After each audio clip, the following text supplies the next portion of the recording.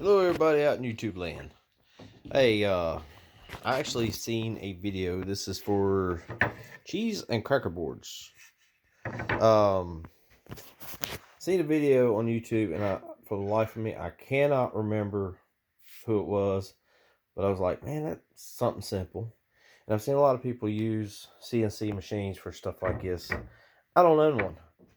My shop's too small. The other shop's still in construction. But basically, it's a 19-inch board. You can make it 20 inches, however big you really want to make it.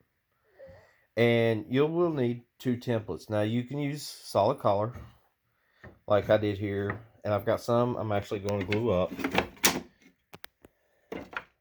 Excuse the sawdust. You know I'm live and raw. But you can glue them up. Make sure they're at least 3.5 inches wide is the general, well, that's the way I'm making mine. I don't know what the normal size is, but that's the size I was comfortable with. The first jig you will need is the outline. And you see the blue tape, CA glue and plus trim router actually does great. When you don't have a CNC machine, learn to make jigs. I just rough scaled it about where I wanted the inside cut on here, because we did all of this with the router, every bit of it. And you need to make shallow cuts. And you can see up here in the corner, I still have, I don't know why that one was like the first one I've done, but you know, it's still a little raw. Probably sanded a little bit more, but you can't get a sander in, so you pretty much have to hand sand all of that. But that is the first jig you make. Cut out your rough shape on a bandsaw, jigsaw, anything like you want. CA glue, and you probably build it out of something better, more sturdy.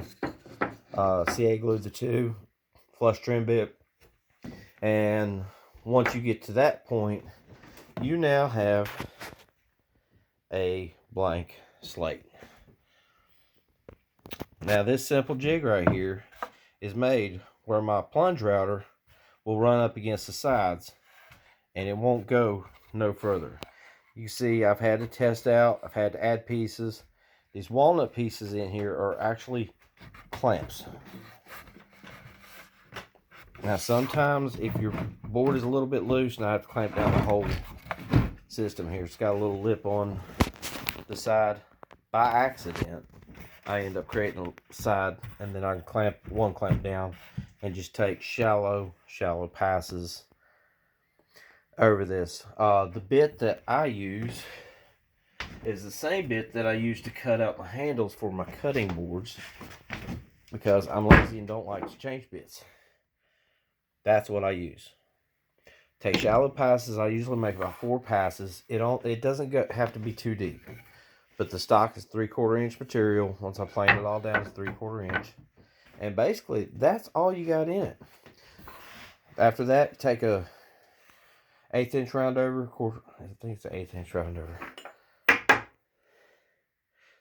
over all the edges, and then sand. I thought about putting a hole in the handle, but I didn't. I actually like it better without the hole. So I guess if people want a hole in it, like, all they have to do is ask, and I'll put a hole in it for them. But that is it on the cheese and cracker board. It's pretty self-explanatory. Let me show this jig again. 3/4 inch sheet plywood, 2 3/4 inch by 1 inch strips, glued on top, nail gun, same thing at the bottom. And I end up having to modify where the router goes in. So you might have to play with it and experiment on one before you actually make them to sell. You can see it goes over all the way. I don't know if you can see that too well, but that's as far over and far back as it'll go. So, but whereas my one here is angled, they end up being like that. That's a small problem I can live with. But anyway, if you have any questions, shoot me a message. I know this is a quick video. It's just we've still got so much to do before Christmas. It ain't funny. And I'll see you guys later. Hopefully I'll be making more woodworking how-to videos in 2022. But I'm still working on my shop and all that good stuff. So please take care and have a very Merry Christmas. Much love. Bye.